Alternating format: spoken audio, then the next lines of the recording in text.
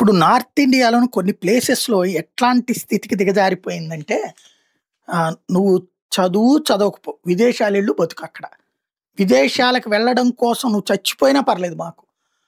లేదా అక్కడ అబ్బాయిని పెళ్లి జేసుకో. లేదా అక్కడ అమ్మాయిని పెళ్లి జేసుకో. నువ్వు విదేశాల్లో ఉండి తీరాలి. అదొక వ్యసనంలాగా మారిపోయింది. మద్యం మత్తు ఎట్లాగో, గంజాయి మత్తు ఎట్లాగో అట్లాగే విదేశీ మత్తు పెరిగిపోయింది.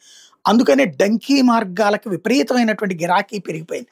తాజాగా ఇట్లాంటి డంకీ మార్గంలో వెళ్ళినటువంటి వాళ్ళని వాస్తవంగా ఇట్లాంటి వాళ్ళకేంటంటే యూరోపియన్ యూనియన్ ఇచ్చే షెంజన్ టూరిస్ట్ వీసాతో వెళ్ళి 26 దేశాలు తిరిగేందుకు వీలుంటుంది కాబట్టి అక్కడికి వెళ్ళాక అది పోయిందని చెప్పేసి నిదానంగా అక్కడ సెటిల్ అయిపోతుంటారు. అయితే అట్లాంటి వాటికి కాస్త ఖర్చు ఎక్కువ అవుతుంది.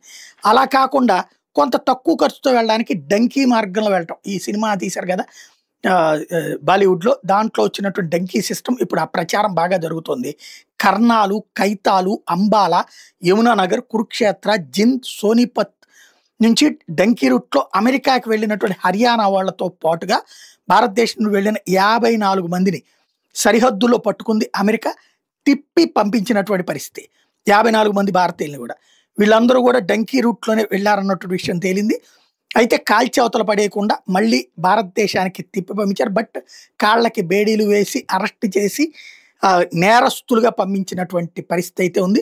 వీళ్ళు వాస్తవంగా నకిలీ డాక్యుమెంట్లు పెట్టుకుని షిప్ కంటైనర్లు, వాహనాల్లో రహస్య కంపార్ట్మెంట్లు, దేశ సరిహద్దులు దాటుతూ ఉంటారు. అందుకే దాన్ని డంకీ మార్గం అంటారు. ఓ సిస్టమ్ ఏమి ఉండదు, ఎట్ట పడితే అట్టగనమాట. ఇందుకోసం భారీ మొత్తంలో ఏజెంట్లు డబ్బులు వసూలు చేయడంతో ఇక్కడ విశేషం ఏంటంటే ఇట్లా వెళ్ళినటువంటి వాళ్ళకి సంబంధించి ఇప్పుడు రొంటికి చెడ్డరేవడయ్యారు. వీళ్ళు ఇట్లా వెళ్ళడం కోసం తమ రాష్ట్రంలో ఉన్నటువంటి ఆస్తులన్నీ అమ్మేసుకున్నారు. ఈ భూములు అమ్ముకున్నారు, అలాగే ఇళ్ళు అమ్ముకున్నారు. ఆ డబ్బులతో ఫైనల్‌గా మిగిలిన డబ్బులు అంటూ వెళ్ళారు. ఇప్పుడు అడవులు బట్టిపోయారు. చివరికి జైలు పాలై, విదేశాల జైలు పాలై దొంగలుగా, నేరస్తులుగా ఇండియాకొచ్చి ఇప్పుడు ఏమీ లేని వాళ్ళుగా మిగిలారన్నమాట.